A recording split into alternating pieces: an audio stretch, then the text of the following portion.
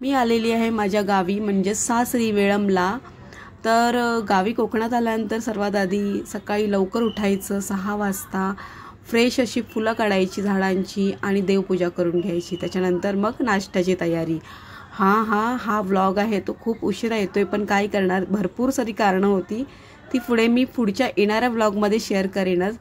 तर भाजीपाला तर मी घेऊन आलेलीच होती मार्केटमधून आणि हा फ्रेश दारामधला कढीपत्ता काढून एकत्रच घेतला, कारण की लागणारच होता फोडणीसाठी आणि मी नाश्त्यासाठी बनवते आज। आम्ही आलोच त्या दिवशी अजिबात पाऊस नव्हता, म्हणजे अगदी कडकडून ऊन पडलं होतं। म्हटलं भरपूर सारी कामं वगैरे करून घेऊया, धुणं जे आहे ते पडदे चादरी काही धुवायचे, तर म्हटलं पोहे करून घेतला, नाश्ता चहा मस्तपैकी बाहेर गार्डनमध्ये जाऊन बसून नाश्ता वगैरे केला आणि त्याच्यानंतर मग जेवणाचीही थोडीफार तयारी करत होती मी।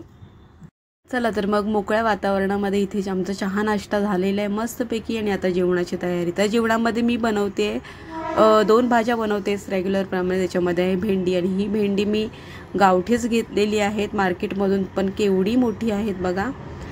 गावची भेंडी असतात ना ती सफेद पण असतात, तर ही हिरवी आहेत। तर भेंड्याची भाजी, परत हिरवे वाटाणा, बटाटा आणि वांगं टाकून बनवणार आहे। त्याचबरोबर गोड वरण आहे, परत कोशिंबीर वगैरे आहे। सगळं काही जेवणाची तयारी मी करून घेतलेली आहे पटापट। आणि गावी आल्यानंतर किती फ्रेश वाटतं ना, वातावरण एवढं मस्त वाटतं, हवेशीर असतं। आपण मुंबईला कसं छोट्याशा खोलीमध्ये राहतो, जागा भरपूर नसते, आणि गावी आल्यानंतर एवढी मोठी जागा बघून ना मला तर खरोखर मी एवढी खुश असते ना। मुंबईमध्ये असल्यानंतर कसं ट्रेन पकडा रेग्युलरचीच, तीच ऑफिसची कामं, तीच घरची कामं, म्हणजे एक प्रकारचं ते रेग्युलर रुटीन झालेलं असतं की रिपीट तेच आपल्याला करायचं आहे। पण हे असं कधीतरी गावी आल्यानंतर ना, म्हणजे मुंबई पूर्ण विसरूनच जातो आम्ही तर। आणि गावी आल्यानंतर कसं आहे ना, एकतर निसर्ग असतो, पूर्ण ओपन जागा असते आणि त्याच्यामध्ये जे पाहिजे ते करा, खा, मजा करा, बास तेवढंच असतं। आणि स्पेशली ना सांगायचं म्हटलं तर मला इकडे तिकडे फिरायला जाण्यापेक्षा मला माझ्या गावी कोकणात सासरीच यायला आवडतं, कारण की तिथेच मी खूप फ्रेश आणि खूप हॅप्पी असते, एकदम आनंदी असते। तर इथे जेव्हा केव्हा मी गावी येते ना, तेव्हा ओव्याच्या पानांची भजी होते आणि ही सुद्धा एकदम क्रिस्पी अगदी पापडासारखी होते। तर जेवण वगैरे झालेले आणि चादरी बेडशीट जे पण होतं ना ते आम्ही भिजत घातलं आणि नदीवरती धुवायला गेलो, एक मज्जा म्हणून, कारण की नदीवरती जाण्याचा एक वेगळाच आनंद असतो। आणि आमच्या घराच्या अगदी 2 मिनिटांवरतीच आहे। ॲक्च्युली ह्याला पर्या म्हणतात, छोटासा आहे।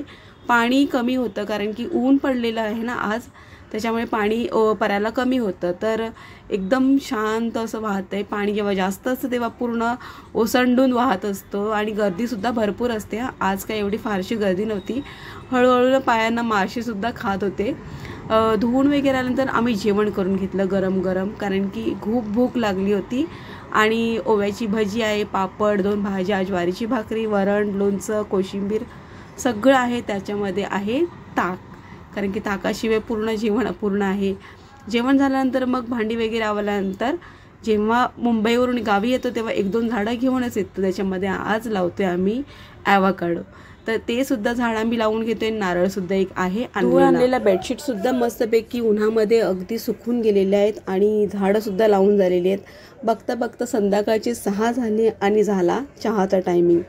छानपैकी चहा बनवला आणि तो सुद्धा एकदम बाहेरच बसून घेतला आम्ही चहा। ऊन मस्तपैकी होतं, पाऊस अजिबात नव्हता, त्यामुळे आमची खूप मजा चालली होती। थोडीशी ना शॉपिंगसुद्धा करायची होती, म्हणून संध्याकाळचे 6 वाजलेले आणि मी मार्केटला जायला निघाली आणि बघतोच काय मध्येच पाऊस यायला सुरुवात झाली। हलकासा होता, जास्त जोराचा नव्हता।